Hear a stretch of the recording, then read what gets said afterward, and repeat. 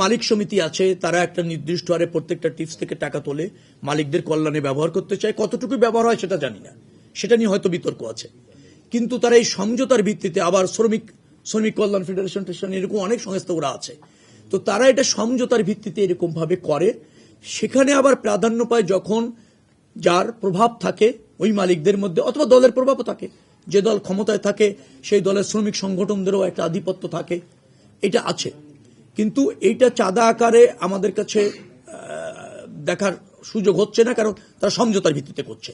চাঁদাবাজি এরকম যদি কেউ করতে আসে, তা কোনো সুযোগ নেই, কোনো সুযোগ নেই। যোগাযোগ মন্ত্রণালয়ের অধীনে বা যে সমস্ত জায়গা আছে সেখানে বাইরে থেকে কেউ চাপ প্রয়োগ করে চাঁদা নেবে, অনৈতিক সুবিধা নেবে, সে সুযোগ নেই। কিন্তু মালিকরা যদি সমঝোতার ভিত্তিতে ওটা করে, সেটাও আমরা তাদের সাথে কথা বলে দেখব যে সেখানে কেউ ডিপ্রাইভ হচ্ছে কিনা এবং সেই অর্থের অপব্যবহার হচ্ছে কিনা, সেটা আমরা দেখব।